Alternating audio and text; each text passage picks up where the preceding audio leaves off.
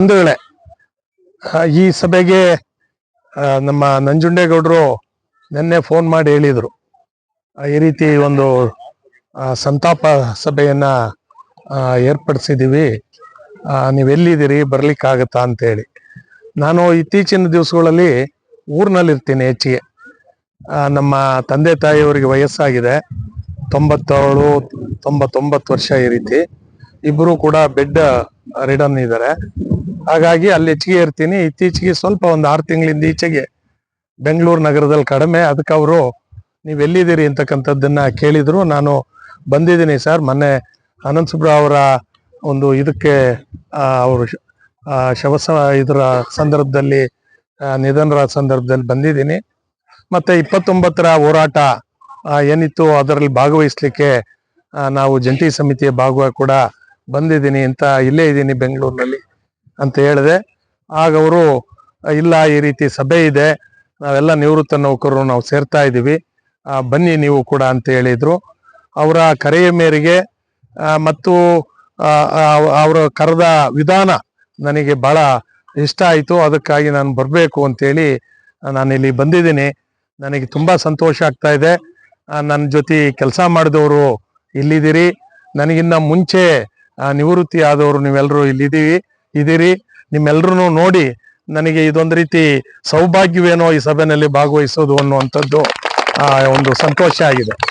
ಇದರ ಜೊತೆಗೆ ಮುಖ್ಯವಾಗಿ ನಮ್ಮನ್ನು ಅಗಲಿರ್ತಕ್ಕಂಥ HV ಅನಂತ ಸುಬ್ರಾವ್ ಅವ್ರ ಬಗ್ಗೆ ಈಗಾಗಲೇ ನಮ್ಮ ಮುಖಂಡರು ಮಾತನಾಡಿದ್ದಾರೆ.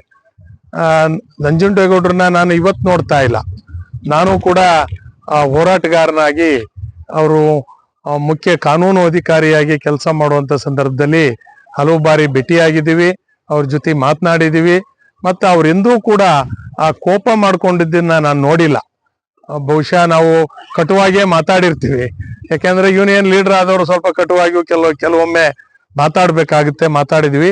ಆಗಲೂ ಕೂಡ ಅವರು ಬಹಳ ಸಂಯಮದಿಂದ ನಮಗೆ ಕಾನೂನಿನ ಚೌಕಟ್ಟೊಳಗಡೆ ನಾವು ಯಾವ ರೀತಿ ಕೆಲಸ ಮಾಡಬೇಕು ಅನ್ನೋದನ್ನ ಹೇಳಿದಂತ ಹಿರಿಯರು.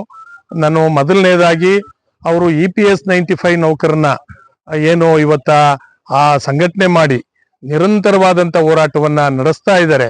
ನಾವು ಅದನ್ನ ಸಾಮಾಜಿಕ ಜಾಲತಾಣದಲ್ಲಿ ನಾನು ಅದನ್ನ ನೋಡ್ತಾ ಇದ್ದೀವಿ. ಅವರ ವಿಚಾರಗಳನ್ನ ನೀವೆಲ್ಲ ಸೇರುವಂಥದ್ದನ್ನ, ನಿಮ್ಮ ಒಕ್ಕೊರಲಿನ ಹೋರಾಟವನ್ನ, ಮತ್ತು ಇಲ್ಲಿಂದ ಡೆಲ್ಲಿ, ಅದೆಷ್ಟೇ ಚಳಿ ಇರಲಿ ಬಿಸಿಲಿರ್ಲಿ, ಡೆಲ್ಲಿಗೂ ಕೂಡ ನೀವೆಲ್ಲರೂ ಹೋಗಿ ಹೋರಾಟ ಮಾಡಿರೋದನ್ನ ನಾನು ಗಮನಿಸಿದ್ದೀನಿ. ಮೊದಲನೆಯದಾಗಿ ಈ ಸಂತಾಪ ಸಭೆ ಆದರೂ ಕೂಡ ನಾನು ನಂಜುಂಡೇಗೌಡರಿಗೆ ಮುಖ್ಯವಾಗಿ ಅಭಿನಂದನೆಯನ್ನ ಸಲ್ಲಿಸ್ಲಿಕ್ಕೆ ನಾನು ಪ್ರಯತ್ನ ಮಾಡ್ತೀನಿ. ಯಾಕೆಂದ್ರೆ ಸಾರಿಗೆ ನೌಕರನ ಸಂಘಟನೆ ಮಾಡೋದು ಸಾಧಾರಣ ಕೆಲಸ ಅಲ್ಲ. ಯಾಕೆಂದ್ರೆ ಈಗ ನಿಮ್ಗೆಲ್ಲೂ ಕೂಡ ಅದು ಅನುಭವ ಆಗಿದೆ. ಇನ್ನೂ ಕೂಡ ಇವರು ಇವತ್ತು ಹೇಳ್ತಾ ಇದ್ದಾರೆ, ಇನ್ನೂ ನಾವು ಇದಾಗಿದ್ದೀವಿ, ಬಹಳ ಸಂಘಟಿತವಾಗಿಲ್ಲ ಅಂದ ಆ ಅತೃಪ್ತಿ ಯಾವತ್ತೂ ಕೂಡ ಇರುತ್ತೆ. ಸಾರಿಗೆ ನೌಕರನ ಸಂಘಟನೆ ಮಾಡ್ತಕ್ಕಂಥದ್ದು ಬಹಳ ಕಷ್ಟಕರವಾದ ಕೆಲಸ.